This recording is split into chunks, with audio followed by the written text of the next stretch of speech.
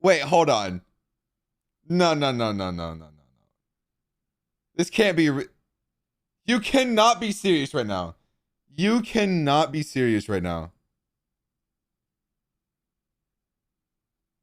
Okay. In 5 or 10 years, it's very possible that YouTube may no longer exist. With a few bad decisions, YouTube could soon become the new MySpace. And right now, it looks like TikTok would take its place, with TikTok developing a system for 10-minute plus videos in its attempt to destroy YouTube.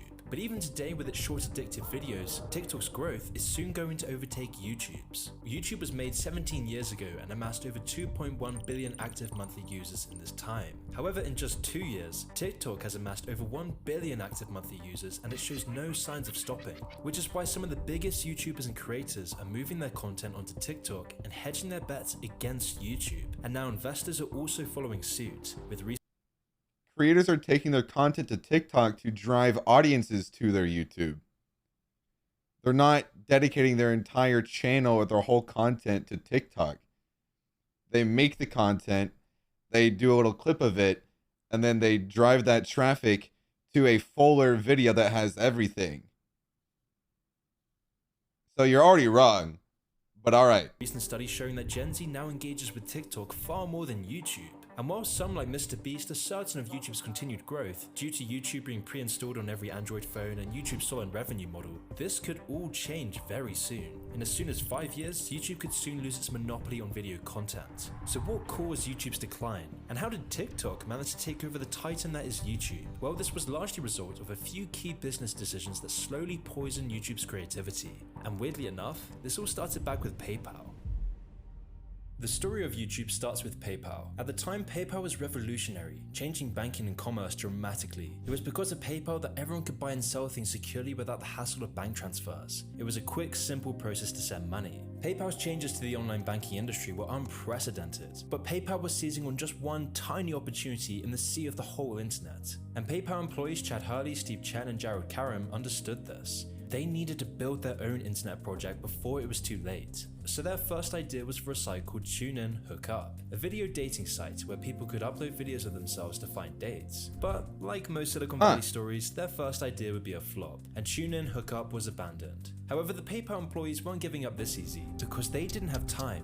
This was their one shot to take over the internet. They just needed to get the right idea. Where was their untapped demand? What did people want? What value could they provide? It was while they were discussing these thoughts that Jared would talk about Janet Jackson's Nipplegate, or in other words, the time when Janet Jackson unleashed her breast to the public for a microsecond. Jared would mention how hard it was to find any footage of the incident. What? It was almost impossible to go back and watch this historic moment. And it was on this day that they had struck gold. This was the answer they'd been looking for, a market need with untapped potential and no competition. So the PayPal employees used the infrastructure from their last business, TuneIn to rebrand their project, eventually creating a site called YouTube on the 14th of February 2005. Once they had the idea in place, the guys would work day and night in the first YouTube office. And no, this wasn't a high-up yuppie PayPal office like you'd expect. Instead, this was a rat-infested room with pipe-exposed ceilings above a pizza shop. And at night, they would sleep at friends' apartments, sacrificing their relationships, personal lives, time and money with the hopes of changing the world. And luckily for them, their sacrifices would soon pay off. YouTube's simple user interface and effective web design made the site a hit. The market loved it, and YouTube quickly took over the internet. With its ease of use miles ahead of any other video sharing platform, YouTube started to grow exponentially. But there were still a lot of problems to solve. The most pressing of these was the lack of funds. The founders even went into oh my god, is that Better Call Saul? Increasing bandwidth YouTube servers used. But in the bigger picture, this didn't matter. YouTube's user base only continued to rocket, with weekly views doubling every week. However, the strategy for YouTube's success was stressful to say the least, because in this time, YouTube's entire success rested on the personal funds of its founders until it attracted enough investors. The plan being that once investors became interested in YouTube, the site's success would then be certain. Although, if investors didn't join in time, the whole site would crumble. It was an incredibly intense time to say the least, because YouTube's growth was so big that it was inevitable that investors would jump on board. Or would they? Because even with this impressive growth, YouTube still wasn't impressing investors. Why? While investors would often dismiss YouTube as cute and not a proper business. So this called for desperate measures, with the YouTube founders courting their former PayPal associates who ran venture capital firms. And with enough pressure, the founders finally received a vital $3.5 million. Their money problems were now solved. It finally looked like YouTube was going somewhere. The site would only continue to grow, and with the investments, YouTube could upgrade its service, developing the framework to embed YouTube videos into other websites, which was a vital move back in 2005.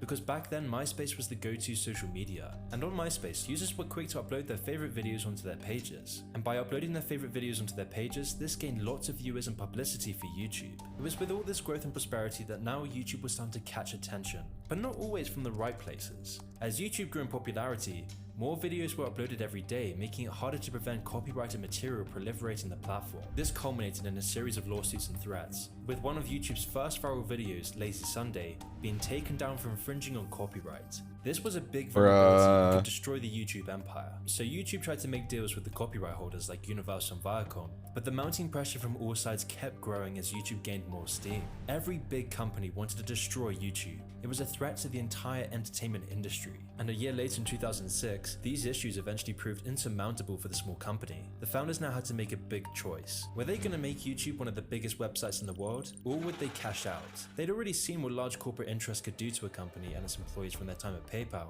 However, the copyright problems were only getting worse. They were reaching the end stage of the Silicon Valley business formula. The formula where you create a site from the ground up, build sturdy foundations, a giant user base, and accrued investors, but now they were reaching the final stage. The stage where they realized they can't make a profit or even handle the countless lawsuits aimed at them. They decided it was time to jump ship and begin the acquisition process. Now it's important I introduce a new character who will become very important later in this video. Her name is Susan Wojcicki. Susan Wojcicki had been one of Google's first employees back in 1999. Her focus back then in Google was in advertising, and she was damn good at her job, where she would mastermind Google Ads, and eventually AdSense, which became the lifeline of all online creators. But arguably the most impressive thing she's done was convince the Google founders to buy YouTube in 2006. Web giant Google will pay $1.6 billion to gobble up YouTube. Because by convincing the Google founders to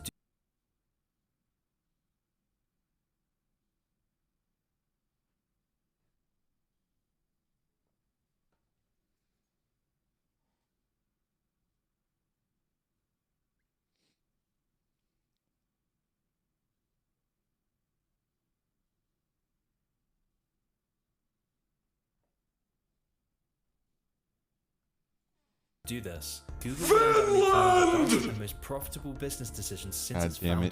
God damn it, Sam. Susan Wojcicki. And so after Google acquired YouTube for a little over $1 billion, the YouTube founders were now multi-millionaires. But this was only the beginning for YouTube. But before we get onto that, I want to talk to you about CleanFox and digital pollution. CleanFox is a free web and mobile app. Now back to the video.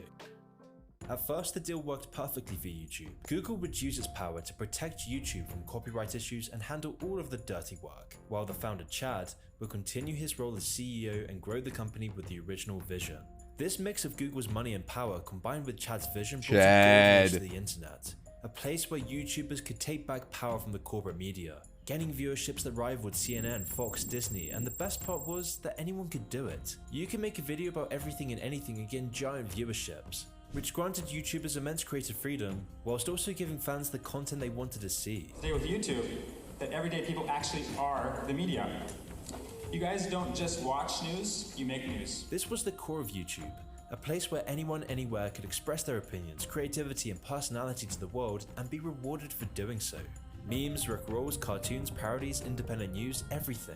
In fact, without any of this, YouTube would have failed, because what made YouTube stand out from every other site was the virality and creativity. Viral videos were the main factor for YouTube's original growth, with videos like The Evolution of Dance, Charlie Bit My Finger, David After the Dentist, and more. And with these viral videos getting enormous view counts and worldwide fame, other creators would take notice and flock to the platform and compete for views. Which is why YouTube's slogan was always broadcast yourself. And so with everyone jumping on YouTube for a piece of the pie, YouTube then realized that without them, the site would be nothing. These independent creators were the lifeblood of YouTube. So in December 2007, YouTube launched the Partner Program, which allowed channels that meet certain metrics to run ads on their videos and earn money doing so, thus creating the modern YouTube we see today. Because by incentivizing creators with money, this in turn led to more competition. One video. And it was YouTube's constant competition for views. Imagine broadcasting yourself to the internet. God. Could it be me, man? You know, doing everything they can for likes, subscribers, and engagement, that gave YouTube far more value than TV could possibly imagine. In fact, this made YouTube so popular that by just 2007 alone, YouTube consumed as much bandwidth as the entire internet in 2000. It was reported that by May 2010, YouTube was serving over 2 billion videos every day, which was almost double the primetime audience of all 3 major US television networks combined. According to figures from market research firm Comscore, YouTube was the most popular online video source in the United States in May 2010, with a market share of around 43% and over 14 billion videos seen. It was clear that YouTube was unstoppable, entertaining users endlessly each and every day. YouTube's growth generated a whole new wave of creativity and birthed a revolutionary period in internet history. This was the internet golden age, incentivizing the best, most creative entertainers to create engaging videos you couldn't find anywhere else. YouTube was undoubtedly the greatest website ever created. It was sending shockwaves around the world. Everything was perfect. Or so it seemed, because YouTube still wasn't actually profitable. Although by now it had attained a massive user base, companies still didn't see the value in running their ads on YouTube. And if YouTube couldn't find money fast, creators wouldn't be able to get paid, and so they would eventually leave the platform. If this issue continued, it would be the... What? Okay, hold up. Just a minute. The point to say that they would leave the platform is crazy, because by this point in the years he's talking about, most of the creators that grew didn't even make money. They just produced content because they enjoyed making content. And at that time, where else are they gonna go? They're not gonna just leave it. Like, so if they don't make as much money, they're still doing it. Most of the people that are doing YouTube at this time were doing it just because they enjoyed making content. Where else are they gonna go? There's not Twitch. There's not any other platform like TikTok to go to. It's literally just YouTube. You just make content or you're not. Like, what? That's okay. The end of YouTube.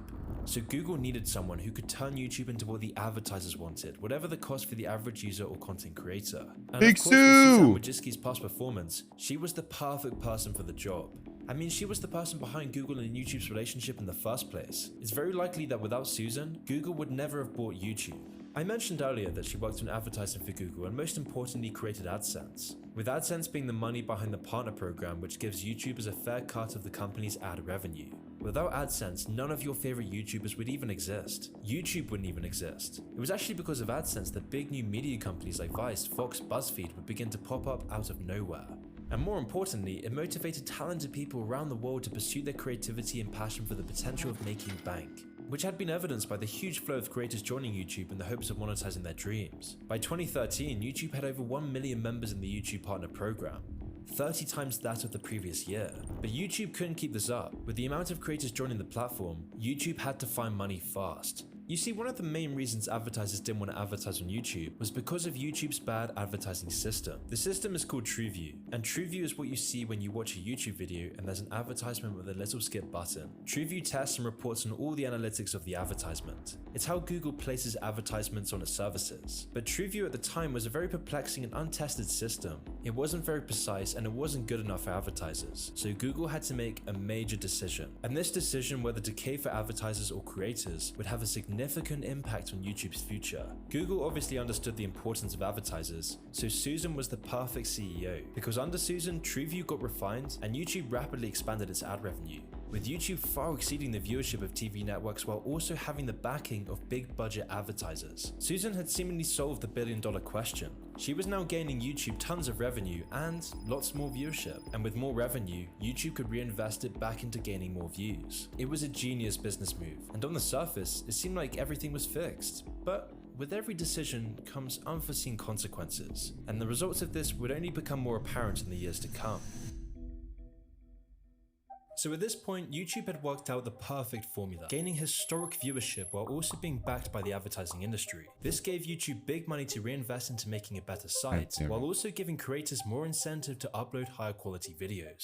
But like I mentioned before, everything and anything could be uploaded to YouTube. Spiteful bullying, commentary videos, eating hair cake, extremism, flat earth videos, anything. Because this was the core of YouTube, a place for anyone to broadcast themselves, which was great for everyone around the globe, apart from advertisers. Advertisers were having doubts about where their ads were being placed, and so advertisers began to pull out fast. Pepsi, BMW, Apple, and so in a desperate attempt to keep these advertisers on YouTube, YouTube would implement severe censorship rules, which led to stricter demonetization for creators. YouTube did this to ensure all its bases were covered, and that advertisers would be happy. In fact, it got so extreme that YouTube's policy team, the people who determine what's acceptable and what's not, became completely unreachable for any creator or even YouTube staff to ensure the backlash would be minimal. This made censorship mysterious. You had no idea if your YouTube video would be removed or not. It was up to this mysterious policy team, and so this forced creators to become squeaky clean, all in the hopes that YouTube's policy team wouldn't demonetize and censor everything they made,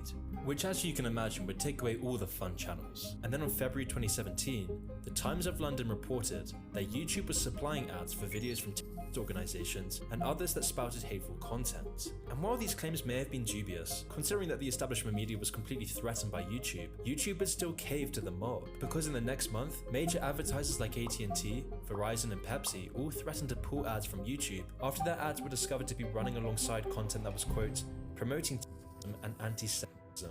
So Suzanne Wojcicki would have to take some drastic measures, working with advertisers to specifically ensure that all their ads were placed on specific types of content and creators. And now this might sound reasonable, and it may have been the only option for Suzanne Wojcicki, but by doing this completely disconnected YouTube censors with YouTube creators and their audience, which slowly began to destroy everything that made YouTube. But back in this time, there was no real competition with YouTube. YouTube had the monopoly on video content, it was indestructible. And so they could kind of do whatever they wanted, and every creator would have to follow their orders. And so YouTube would go extremely hard on censoring and demonetizing videos. This period would later become known as the first adpocalypse, where nearly all creators would suffer the consequences, having countless videos that were once monetized removed from the monetization program. In some cases, due to the new content policies, many videos would be taken down and the channels that uploaded them were issued community strikes. And once 3 community strikes were issued, that would be the end of hundreds of thousands of YouTube careers, all in the name of advertising. But what made this even worse is the major double standards YouTube would apply, because if you were in the YouTube elite, you could completely disregard these rules and be promoted for doing so. Like that one famous Japanese incident with Logan Paul, the incident which I can't talk about on YouTube. Logan would then upload this video to YouTube, where he would laugh about it throughout the entire video, receiving 6 million views before he decided to take it down. But the important part here is that Logan Paul took it down, not YouTube. Even though this video completely broke YouTube's policy guidelines, YouTube would actually put it on their hand-picked trending page, with the video being monetized and promoted, with YouTube refusing to even age restrict the video. And there's so many examples of this that I could just go on forever, but you see it most clearly with music videos. Videos of rappers children, or Lil Nas twerking on Satan. All of these videos are monetized and actively promoted. That's a crazy example. From Cardi B, Nicki Minaj, just to name a few. While at the same time, videos by Jordan Peterson defending himself against ridiculous, far-reaching claims of racism and white supremacy were consistently removed across YouTube. In fact, almost all political content was censored on the site, demonetized, striked, and censored into silence. Unless, of course, you weren't an independent creator. Because the only way to not be silenced or demonetized for political opinions is to have the right political opinions with the right corporate backing. If me or any other independent YouTuber were to speak about controversial news events, my channel would likely be striked, posing a serious risk for my channel being completely deleted. And I'm not exaggerating, because even videos like my tragic tale of Kanye West video got demonetized with a crazy you say that. There's a huge example, because I know you studied so much in your Twitch video, Mr. Moon Dude.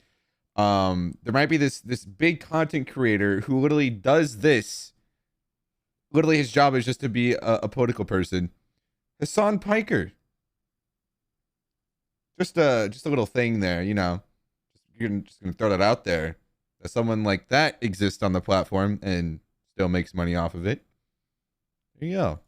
Manual review for no reason at all. Or like when you do pass YouTube censors to discuss things like a quote, digital ID codes, you can soon become a massive target. This happened to me in December when I posted a video on the metaverse and digital ID codes. In 7 days, the video had reached 1.9 million views, outranking all other videos on the same topic. But then after receiving criticism for my opinions, the YouTube algorithm switched off the tap completely. YouTube buried the video. You couldn't find it on any search results. It was completely blacklisted. And this happens to creators all the time on the platform. This isn't just me. People like Brett Weinstein have been struck multiple times for discussing such issues. However, if you're one of the late night Jimmies, you have a free pass to talk about anything you wish. Or if you're the establishment media, you'll always be given preferential treatment, always being artificially pushed by YouTube. And this isn't just happening to political videos, it's happening to all creators across the platform. A few years ago, PewDiePie was shadow banned from YouTube for no apparent reason. Filthy Frank's most viral videos all got removed from not abiding YouTube's content guidelines. Oh my Even though at god. the time they followed all YouTube's guidelines. Leafy is Here's YouTube channel got terminated in 2020. Even Sky News Australia, a mainstream conservative news network, was banned for over a week following the airing of a presentation of quote,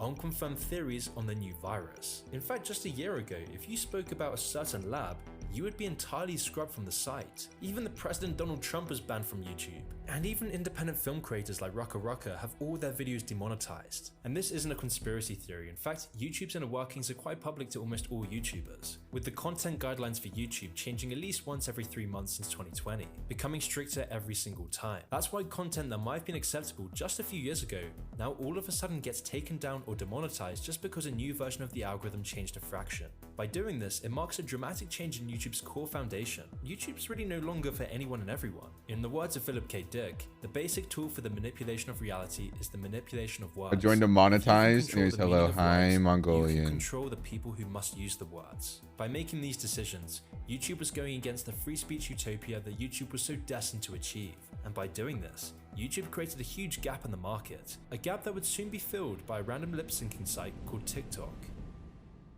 Now, it might seem premature to say that YouTube is going the way of MySpace, but all the factors that led to the downfall of MySpace are exactly the same forces working against YouTube today. Back in 2009, Facebook overtook MySpace in active users and controlled the market, completely destroying MySpace. A commonly given reason for this was that MySpace's huge dip in popularity came from corporate interests, and due to the site's outdated business model. In 2006, Google had pledged $900 million in an advertising deal with the social media giant. But with the mass introduction of adverts on MySpace, combined with an already poorly managed UI, and MySpace quickly became an ugly, old-fashioned site. This made Facebook the more viable option for users. However, the problem was about much more than just UI. The real main problem was that adverts got so bad on the site that it started to get in the way of the function of the site. MySpace was now focusing on the experience for advertisers and not on users. And there are scarily a lot of parallels between MySpace and YouTube. Another key factor for MySpace's downfall was that MySpace couldn't capture a younger audience. At the time of their rivalry, one of Facebook's main strengths was its ability to capture a younger audience than MySpace. And TikTok is exactly the same as this, with its audience skewing much younger than YouTube's aging user base. And the problem with an aging audience is far more catastrophic than it first may seem.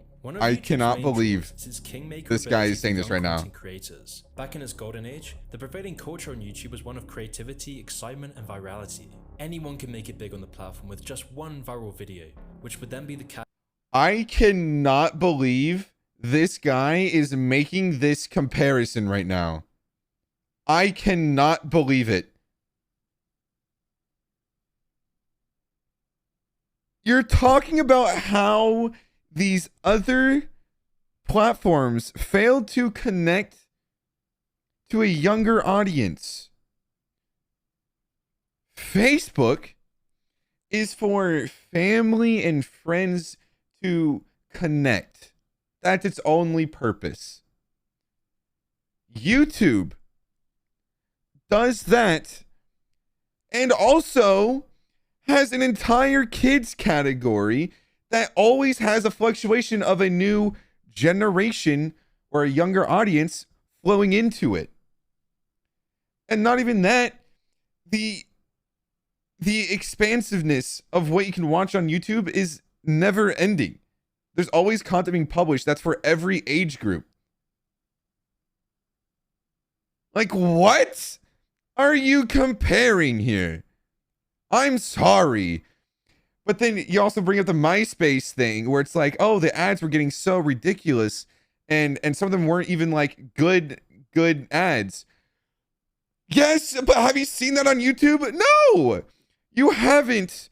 The ads on here right now, I can't speak for the future because there's this thing where like, oh, you might have 6 ads before you can watch a video. If that's the case, there you go, Twitch 2.0. But as of right now, when this video was released, this was never even mentioned because this is May 25th. So the whole six ads thing was not even mentioned. So he had no idea about that. It literally makes no sense because the ads here are so non-disruptive. And it makes it like, yeah, it's annoying, the ads, but it's not as bad as like what you're showing with MySpace. The ads on MySpace are taking up half the screen. These ones don't. What do you mean? Oh my God. You're gonna put something dreadful. It's oh my God. I mean, there's a chance that TikTok can overtake YouTube and YouTube just slowly falls into oblivion, but not within 5 years. That's for sure. That's not happening. I would seriously just go back to spending all my free time on the internet reading Wikipedia articles like I used to. I think that's just you, buddy. Then I think we all agree humanity is doomed. It would just turn into YouTube. What? It would just turn into YouTube. I don't know. Catalyst for a long I doubt it will, successful though. career on the site. But this isn't the case nowadays, with most new internet stars coming from TikTok or other sites rather than YouTube. YouTube sealed their own fate in this respect with their demonetization of new creators playing directly into TikTok's hands. All of these factors, just as they led to MySpace's demise and Facebook's rise, will lead to TikTok supplanting YouTube, and the process is already underway. It took YouTube 17 years of staying ahead of the curve to gain its 2.1 billion active monthly users. However, TikTok, in just 2 years, amassed over 1 billion active monthly users, and it shows no signs of stopping. And at first, it may seem that these sites aren't competing. After all, TikTok's famous for its short videos which reward creativity and humor. You don't really get in-depth videos on TikTok. And seeing as its maximum video length is only 3 minutes, TikTok doesn't really seem to be competing with YouTube's traditionally longer form content. However, this is changing from both sides. YouTube's been putting more and more of their focus into YouTube Shorts, which is why you're now starting to see most of your favorite YouTubers use YouTube Shorts, as this is a desperate attempt to crush TikTok's competition. However, TikTok, on the other hand, is now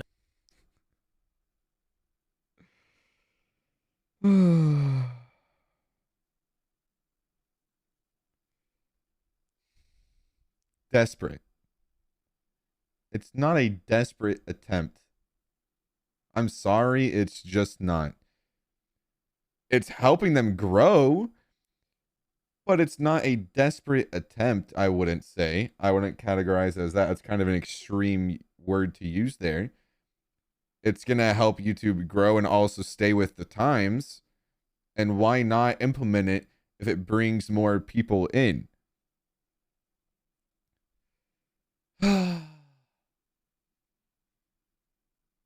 I don't really like speaking out so much against, I don't know. I don't really like going into videos and just like constantly bashing it, but this guy, man, I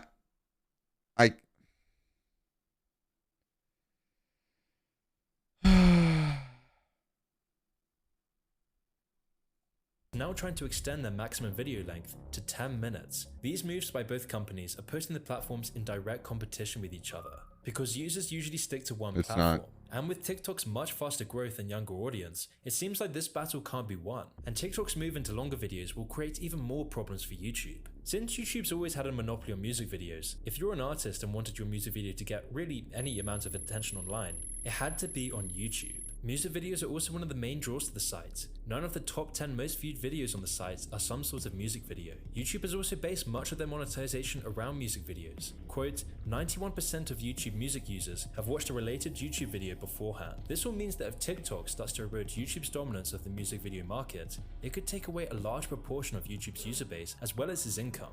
This is yet another way that TikTok will gain ground on YouTube in the years to come. But the final and most important nail in the coffin is YouTube's corporatization that has pushed YouTube's creative edge into the ground. Right now, TikTok is taking away the very pillars that made YouTube so successful, because TikTok makes it far easier for any user to go viral without any prior following. It provides anyone an audience with millions without shadow banning or censorship. Anyone can express their opinions on TikTok, unless it's about the Chinese government. This is why 13 TikTok accounts now reach 1 million followers a day, compared to YouTube, where only 5 YouTubers reach 1 million a day.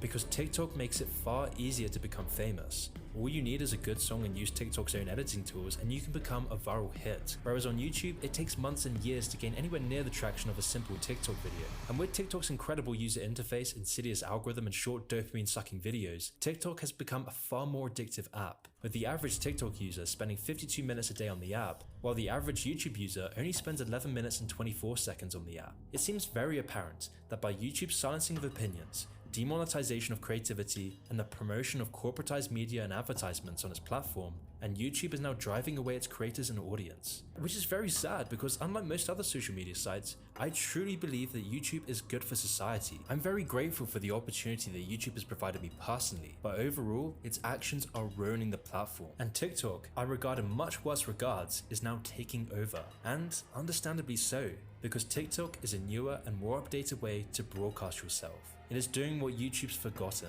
And sadly, by this point, I'm not even sure if there's a solution for YouTube this time. Suzanne Wojcicki, while making YouTube the success it is today, may also be the main reason for its downfall.